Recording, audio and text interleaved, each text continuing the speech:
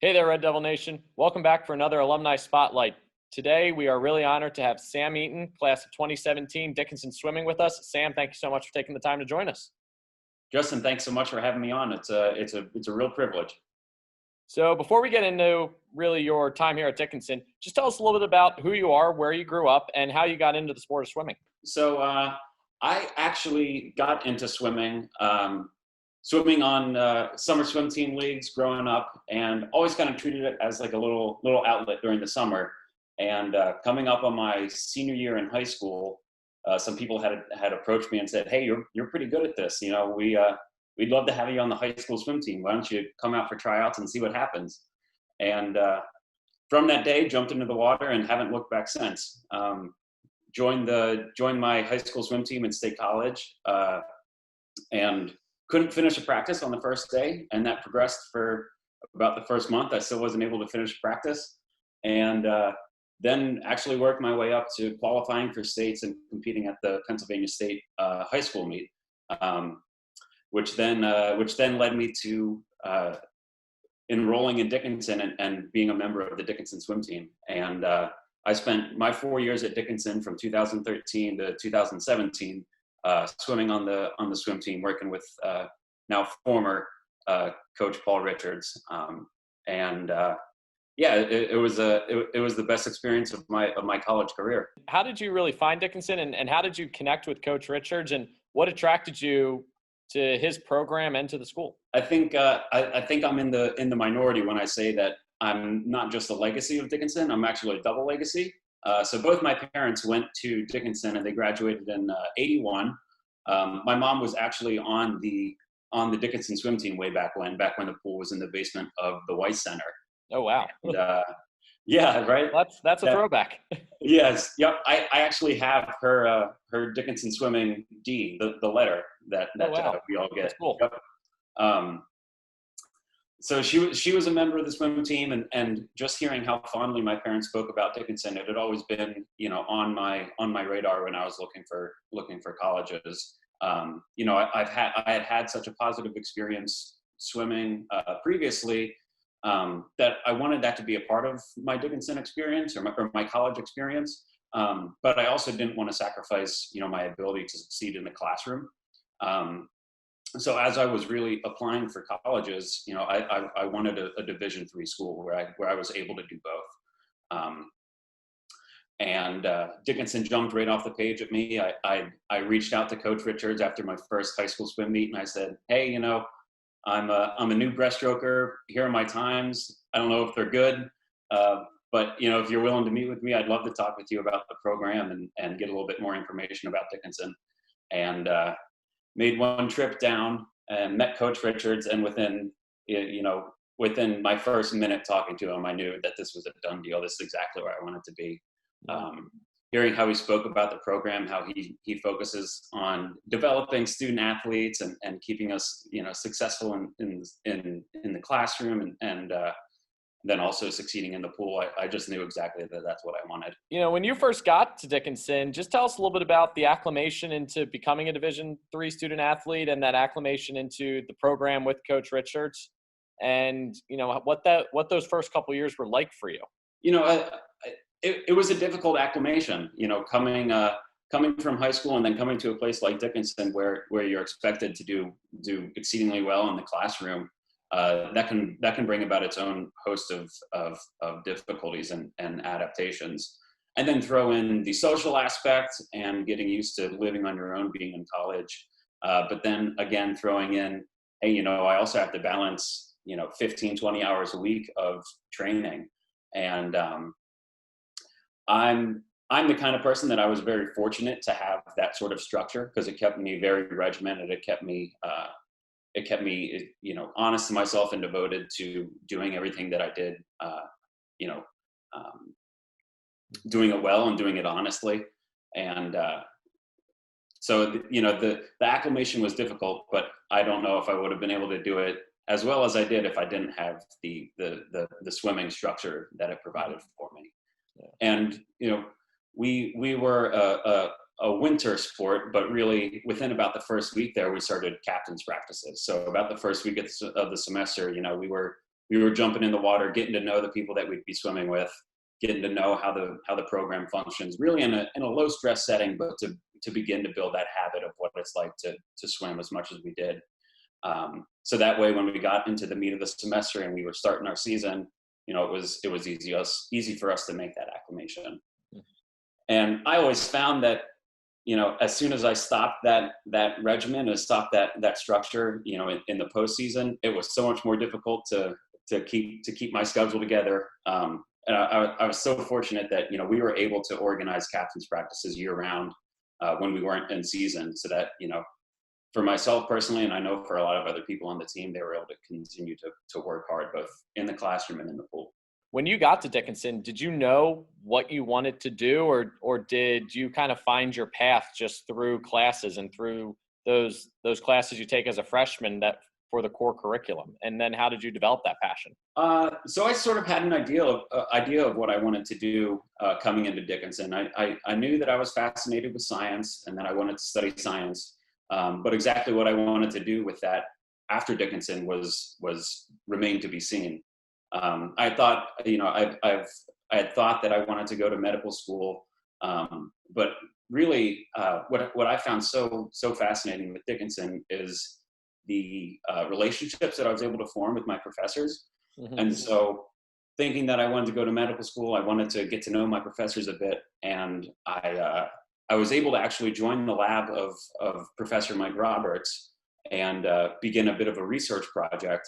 And that experience in the lab and talking with other members of the chemistry and biochemistry departments really showed me exactly, you know, what I wanted to do. And I had such a positive experience, such a formative time in the lab with my mentors, that I knew that, you know, I like this teaching stuff. I like being in the lab. You know, when I get out of here, I want to get my PhD, and I want to come right back to a place like Dickinson where I can teach students in the lab. I can teach students how to do science, and I can have a really, you know, personal relationship with some of the students. Because you mentioned those relationships you built with the professors, and Dickinson is one of those schools that students are really able to do that. You know, I'm not sure you get that at a Division I institution. So just talk about how you were able to cultivate those relationships and those lessons that were instilled in you by your professors that really grew into your, you know, gave you a direction into what you wanted to accomplish.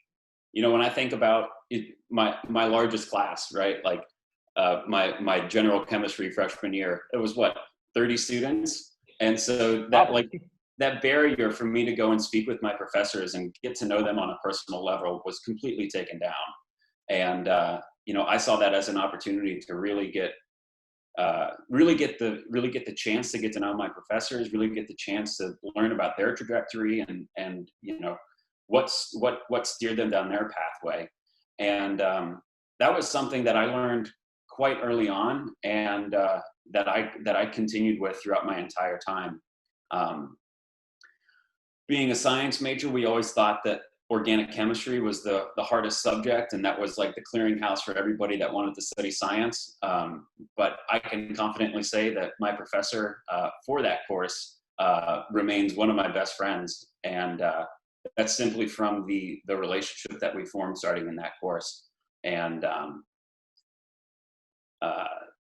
mean, it's just the ability to approach your professors and get to know them on a personal level helps you succeed in that class, helps you succeed in life, and it helps really build relationships so that they can help you.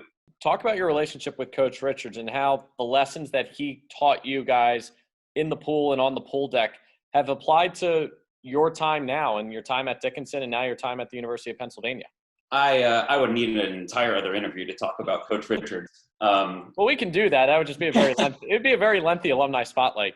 Oh, it would. Oh, it would.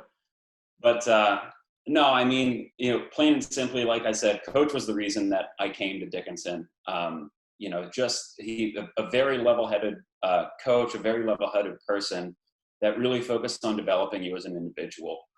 And that was so abundantly clear in how he pushed us as students, but also as how he pushed us as athletes. Coach, you know, has many of his famous sayings that he says, you know, all the time. about us as students and as athletes. But I think the one that like really sticks out is, he would always say at the end of the season, it doesn't matter what you thought you wanted to do, right? It doesn't matter what goals you had. What really matters is the work that you put into it. And so, this idea that, actions really predicate your success. He would have us develop our own plans and really have us reflect on whether or not we're making meaningful success to achieve our goals.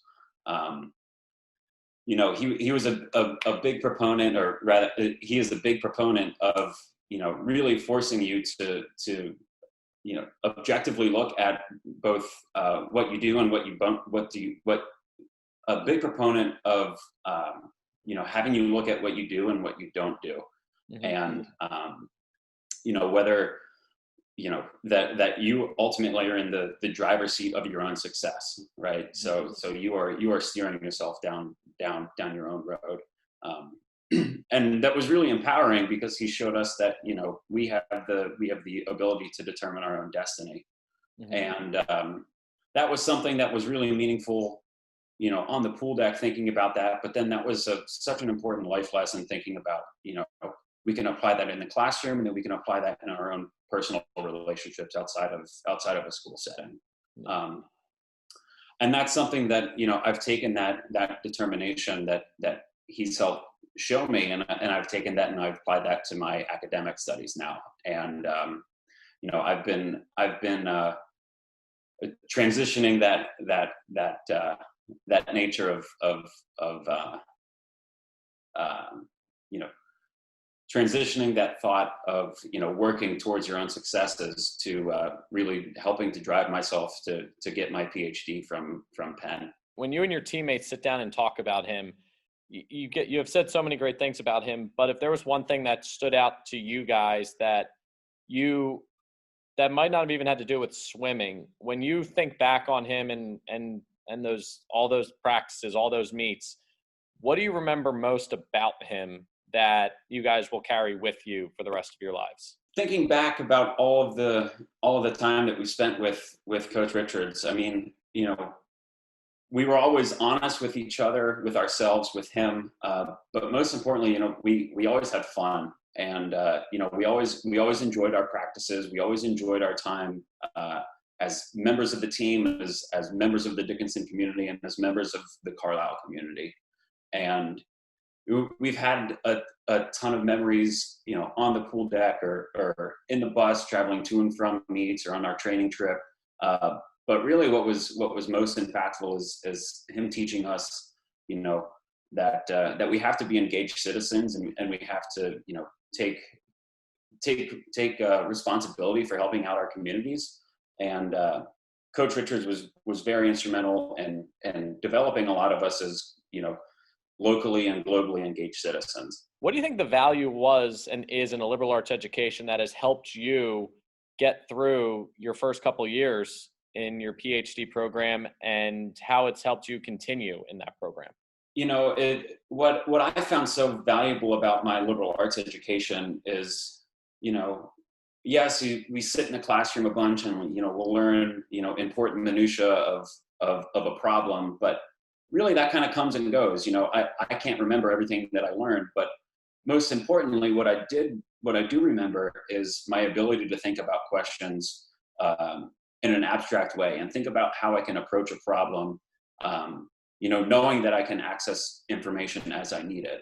And so really developing that way to think critically about a problem and think critically about how you can go about answering this problem is something that a liberal arts education and an education from Dickinson, I think does extraordinarily well. When you look back at your time as a Dickinson swimmer, what gave you so much pride in wearing the red and getting to represent Dickinson College every time you stepped onto a pool deck and dove into the pool? Swimming is a very unique sport because, you think about it as this individual thing where it's, 6-8 people racing one race at a time. But really, if you take a step back and look at it, it's really an entire team effort. And, not once has one individual swimmer won a meet for the team, right? And so putting on that, that Red Devil's cap it really bestowed this feeling of, the greater team responsibility. And, knowing that my performance helps my teammates, helps me individually, but it really helps my teammates. That gave me such a tremendous feeling of belonging, and the ability to know that I can, that my actions impact others, for better or for worse, gave me a lot of feeling of power. What gives you pride in being an alum from Dickinson College and being able to tell people that this is where you went to school and to talk about your educational, your athletic, and your social experiences here? I'm so proud, and I'm so honored that I've been able to join a college, an institution that has such a rich history, both academically, succeeding academically, but also with our athletic success as well. And to have been a part and to have been a member of the Dickinson community with that, really, gave me experiences, gave me values that I don't think that I would have ever been able to gain elsewhere. Mm-hmm. And to be at Dickinson, which is a small school, really forced me socially to branch out and get to know people. To kind of be that liaison of melding groups from different activities that you're involved in. It really forced you to be outgoing and to get to know people that are there and to show you that you can get out and you can kind of create your own fun. Yeah. I think that's something so valuable that I learned from Dickinson. The last two questions here is just, continuing these Dickinson relationships with your teammates and your friends. Why do you feel it's important for you guys to give back to this current generation of Dickinson students? That's another thing that Coach Richards instilled in us all, very well, is that we all have the capacity to give back, and that can take the shape of many different things, whether that be participating in the Day of Giving, or simply making yourself available to current students to speak with them about my trajectory, or speak with them about how I got to where I am. Really showing current students that, there are many different avenues to success, and, everybody takes a different one, and showing students that they can choose their own path, choose their own destiny is something that I'm quite passionate about. And, I'm quite passionate about it because so many people in my development were the same for me. And the last question before we get you out of here: when we can swim again and we are having meets, what is your prediction for Coach McCardle and the Dickinson swim program? Well, she better watch out for the class of 2017 men's swimming. We're going to be coming right back at you guys. No, I mean, alumni meets are so much fun, right? Because a lot of us haven't been in the water for longer than we care to admit. But getting out there and bonding with people that graduated from 1980 to 2019, that's such a unique experience to share the love for swimming and share the love for Dickinson swimming. That's awesome. Yeah, and that's great that you guys still love getting back in there, competing against the current team. Yeah. Well, Sam, thank you so much for taking the time to join us today to talk about your experiences and your stories here at Dickinson and how they have carried you through. We wish you nothing but the best of luck at Penn, and hopefully we have you back on campus soon teaching biology. That's the dream. Thanks so much for having me, Justin. You're welcome. Have a great night, and we will talk to you soon. Great. Take care. You too. Bye.